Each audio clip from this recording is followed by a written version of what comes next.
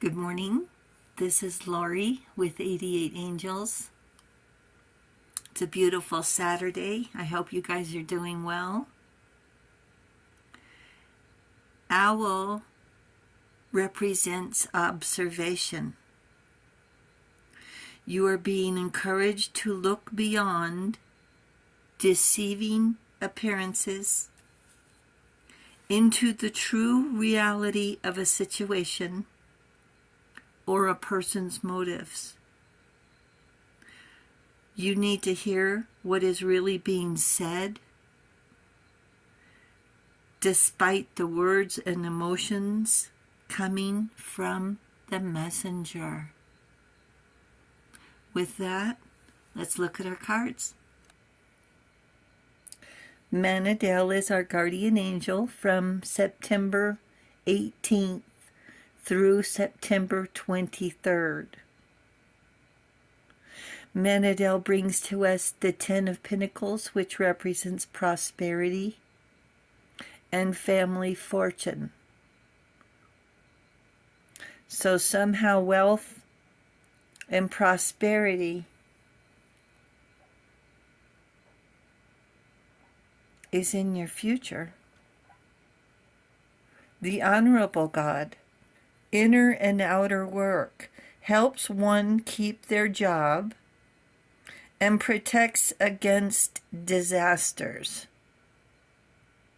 And the Ten of Pentacles in the angel deck. So the baby and the parents are all surrounded by wealth. And where does it go? And where does it go?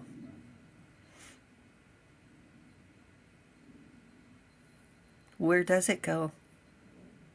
We're going to talk about the King of Cups today. He follows his heart with passion.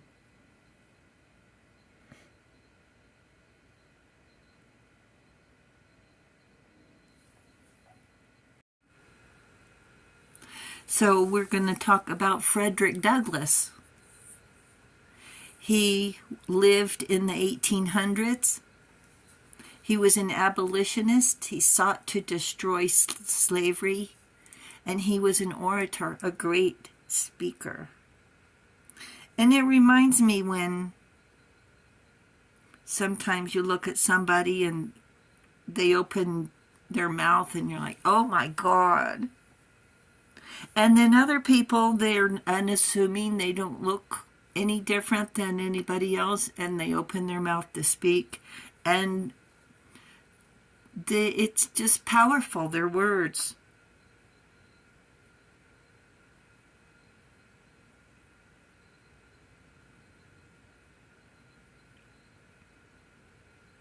So he's the father of the abolitionist movement. He advised Abraham Lincoln and Andrew Johnson on Civil War and black suffrage.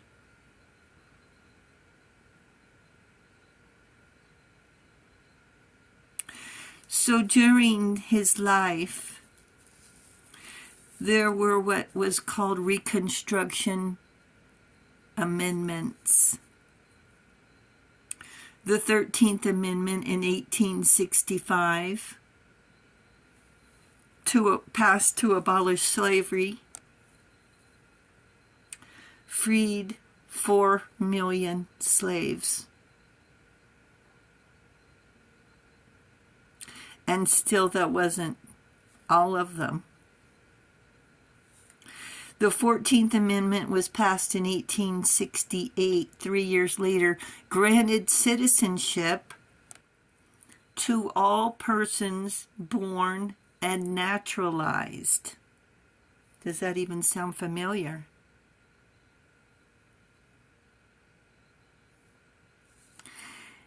The 15th Amendment was passed in 1870, grants all males the right to vote, regardless of ethnicity.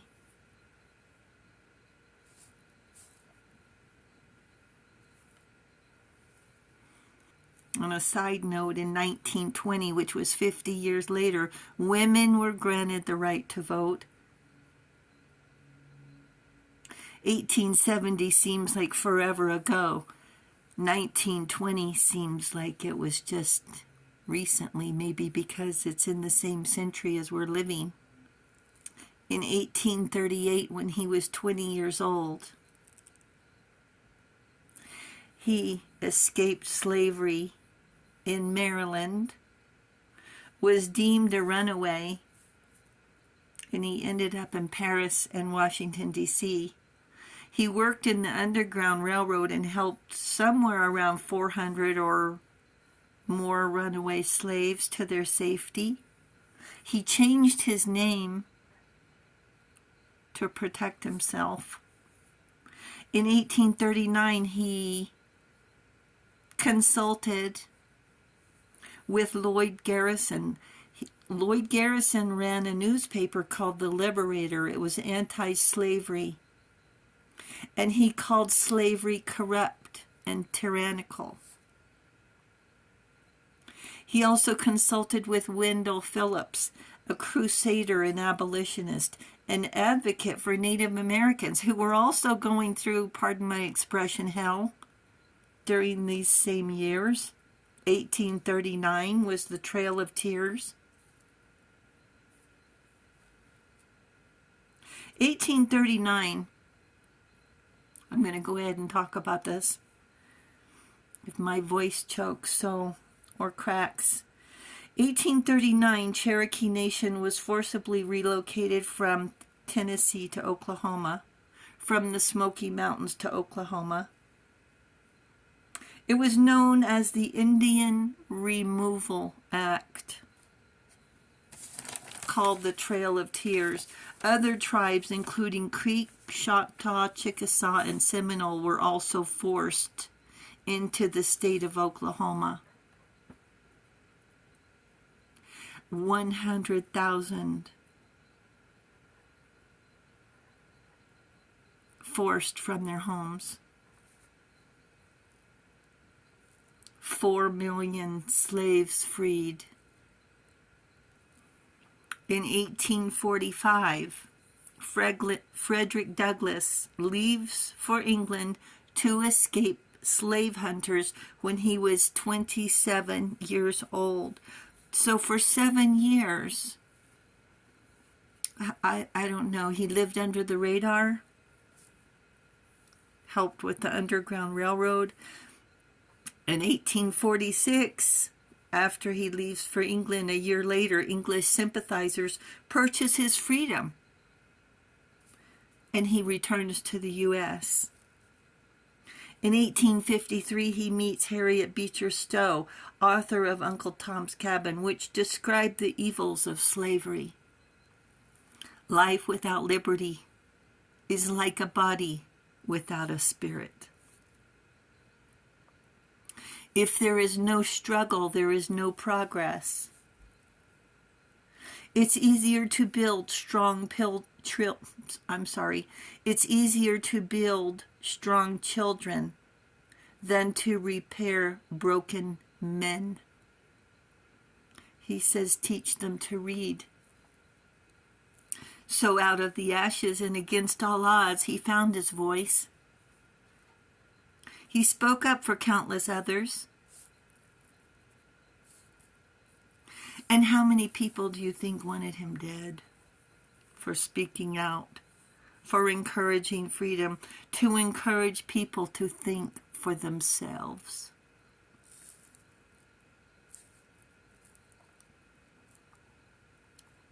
For having the courage to set himself free and say, you can do this too. First him, then others. Take yourself out of persecution first, then you can find the strength to give and help others where it's needed. Getting attacked day after day, hour on hour. Angels step in to save souls, to give strength, to offer up new ideas, to escape oppression. Haters and users say, do what I say or else. Bullies take and take and take until we have nothing more to give. And then, of course, we're going to dream of a better life. to dream of freedoms, to make our own choices, and to dream about soaring with the angels. Dream of freedom of speech, freedom of religion, freedom of assembly, freedom of the press, freedom from unlawful detention, the right to a fair trial, freedom from torture, freedom from discrimination, freedom to an education, freedom for the right to work. These were all written in the Universal Declaration of Human Rights, as drafted by the UN in 1848, with Eleanor Roosevelt being a contributor. Frederick Douglass was unstoppable. And the angels say, dream to soar. Dream to soar. Thank you, angels. Thank you, viewers and subscribers. Thank you for hitting the subscribe button. We really do appreciate it. And I'll talk to you soon. I love you. Bye.